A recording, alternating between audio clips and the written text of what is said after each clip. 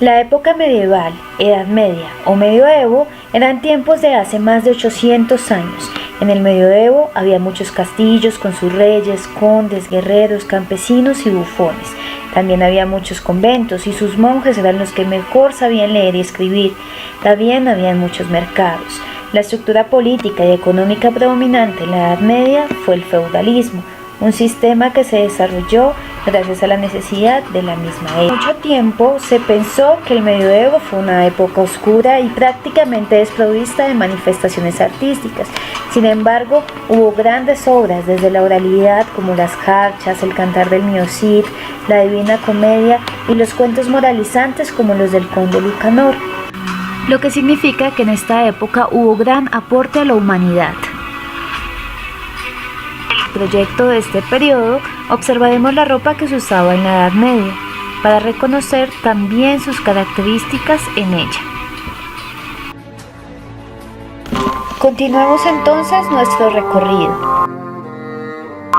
Recordemos entonces el Renacimiento como un cambio en la estética artística y también en la mentalidad de las personas. Es de anotar que el hombre es quien está ahora en el centro del interés, desplazando las creencias teocentristas en las que Dios era el medio de todo. En la época del Renacimiento encontramos grandes autores como Da Vinci, Maquiavelo, Giovanni Boccaccio, Miguel de Cervantes.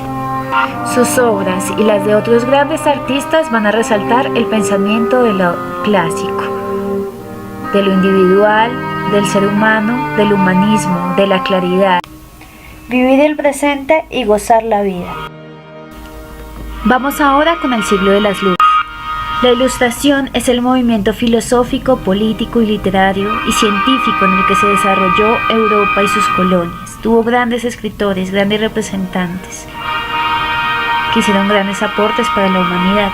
Aquí están también las prendas que se usaron en esta época y las características más relevantes de la época de las luces.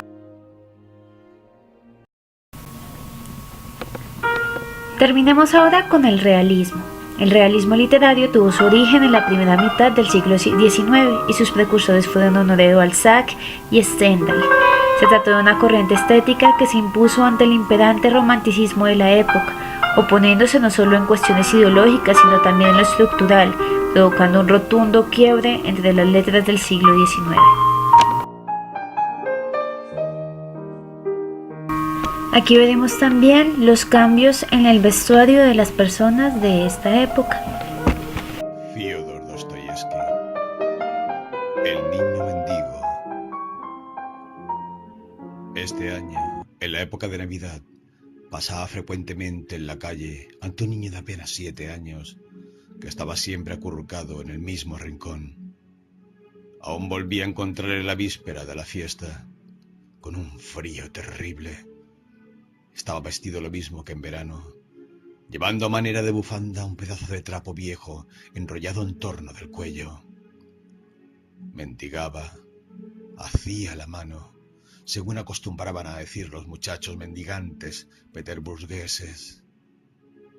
Son numerosos los pobres niños a quienes de este modo se envía para implorar la caridad de los transeúntes, gimoteando algún estribillo aprendido de memoria.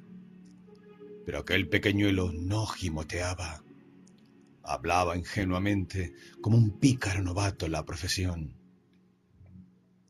Había también en su mirada algo franco, lo que hizo que me afirmase la convicción de hallarme ante un debutante.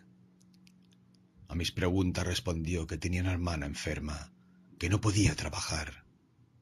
Quizá fuese aquello verdad. Además, ha sido algo más tarde cuando me he enterado del número enorme de niños que envían a mendigar de aquel modo cuando los más espantosos fríos azotan. Si no recogen nada, pueden tener la seguridad de que al volver a casa se verán golpeados.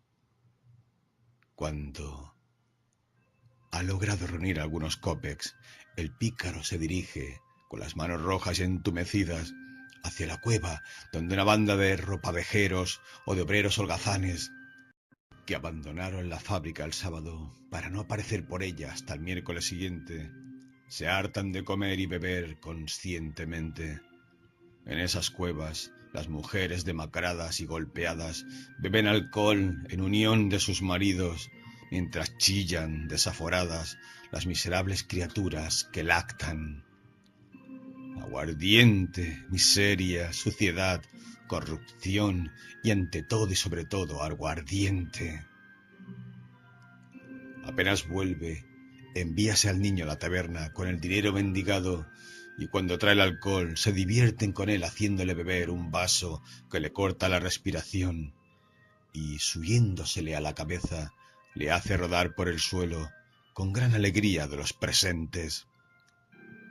Cuando el niño sea un adolescente, lo colocarán tan pronto como puedan en una fábrica y habrá de traer todas las ganancias a la casa, donde sus padres las gastarán en aguardiente. Pero antes de llegar a la edad en que pueden trabajar, estos muchachos se transforman en extraños vagabundos. Dan vueltas por la ciudad y acaban por saber dónde pueden deslizarse para pasar la noche sin necesidad de volver a sus casas. Uno de esos bribones ha dormido algún tiempo en casa de una ayuda de cámara de la corte. Había hecho su cama de una cesta, sin que el dueño de la casa se enterase de nada. Claro es que no tardan mucho en robar, y a veces el robo llega a convertirse en una pasión. En muchachos de 8 años que apenas si se creen culpables de tener los dedos demasiado ágiles. Cansados de los malos tratamientos de esos explotadores, se escapan y no vuelven más a las cuevas donde les pegaban. Quieren mejor sufrir el hambre y el frío y verse en libertad de vagabundear por su propia cuenta.